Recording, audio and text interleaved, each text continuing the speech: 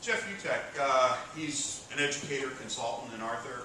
Basically, because he doesn't really have a job, so he has his own website, and it's called thethinkingstick.com. It's interesting because before Thanksgiving in 2010, he predicted that 2011 will be the year of the QR code.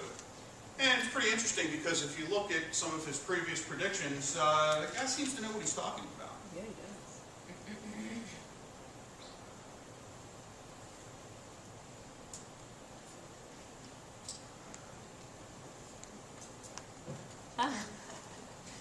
If you're logged into Twitter and you want to follow a account on Twitter, you scan a QR code, you'll be there. Okay? Or if you want to go into our company's LinkedIn page, there's a QR code for that. Somebody should print T-shirts with the company. You know, it's actually Of course, they just interesting. store it on some people. A lot of college students walk around with T-shirts that have QR codes on them, and it'll direct you right to their Facebook page. That's crazy. You can do that at trade. I was going to wear one today, but Yeah, my yeah. tie was going to interfere with it today. We keep that before that. But again, by printing a quick response barcode on any item, a lamp, program book for an event, business card.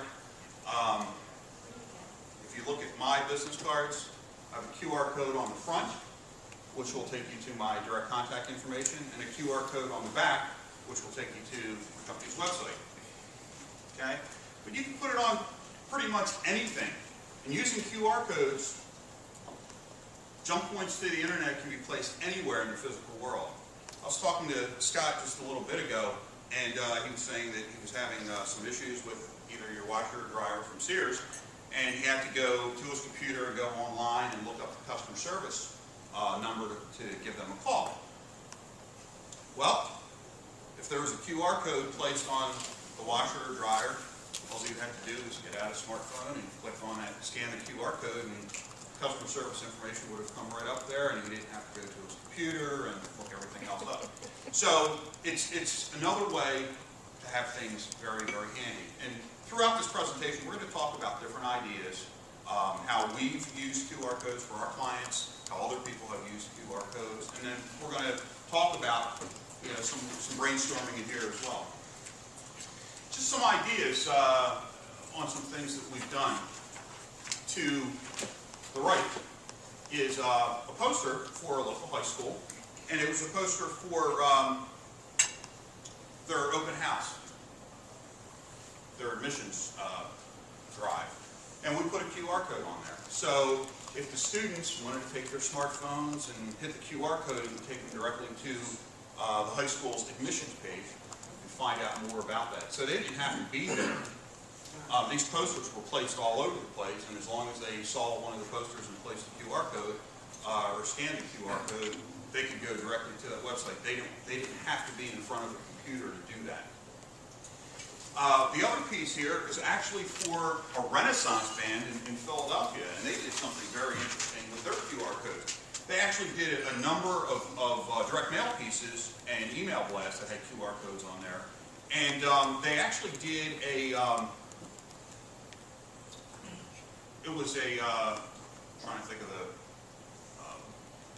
terminology here. Actually did like a treasure hunt, if you will.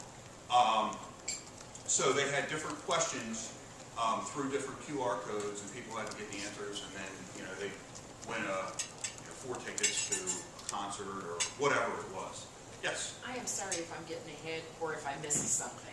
You said a smartphone can read these. Do you need a special app to do that? Great question. Most new smartphones today already have QR code readers downloaded on them. Okay.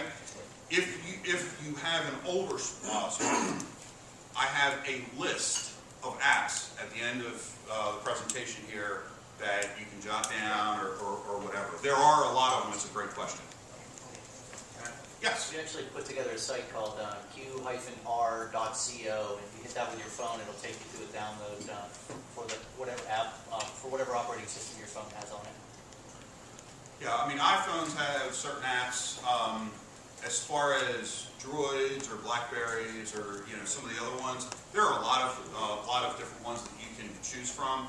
I have an older BlackBerry Storm, And I know that the Droids and the iPhones are much, much better with their applications in reading QR codes, where with a lot of them, you can just scan it. You know, with the BlackBerry, you have to kind of, you know, zone it in and then take a picture and, you know. But, again, the technology is really, really starting to come along. But with my BlackBerry, I have 3 different readers on there. So you don't have to have just one. There are different ones to choose from. Again, businesses need to provide scan-worthy content, truly make the lives of consumers better. And, you know, provide a special offer or an incentive that, you know, when they scan it and help them save time. Give them different ideas. These can be very, very creative. We actually do some printing for several divisions of, or several product lines for Coca-Cola. And we're actually putting QR codes on shelf talkers. So, you know, you walk into a Wawa or someplace like that and you see a new Coke product and you see a QR code on the shelf talker, you pull the product down, you scan the QR code, and it comes up with a coupon on your phone, you take it to the cash register and you can get a discount. It's an incentive to buy that new Coke product to try it. How easy is that? How convenient is that? Okay? Maybe you wouldn't try that product if there wasn't a savings associated with it. So again, it's a number of different ways to get creative in what you can do. We actually, again, do as we say. We do as we say, and you know, we often tell you different things, and we do what we do. We actually did a campaign. Ken, you were talking about not giving away iPads. We actually did. And this is pretty interesting. This was actually a combination utilizing a personalized URL and a QR code. So we sent out a direct mail piece, kind of looked like this. All right, and when it gets to you, it actually has your personalized URL on there for you to go to that. Or we have a QR code on the back where you could have scanned that and gotten to the same site. So, when you're doing any type of marketing campaign, there are basically 3 components that you need to have to make any campaign successful. Does anybody know what they are? Because Prize. a prize? Okay, that's one. Anybody else? Placement. Placement? Okay. Get it to the right audience. Very good. Very good. Yeah, Pat, you're in this business. You should know. Okay, 3 things. 40% of your success of your campaign is driven around data. If it doesn't go to the right people, you're not going to get a good response rate. Flat out. Second, 40%, the other 40% of what you need to make your campaign successful is a good offer. Okay? What is it that's compelling somebody who's on the fence to actually go there and try your product or try your service? And only 20% of the success of your campaign, bless you, is based on good design.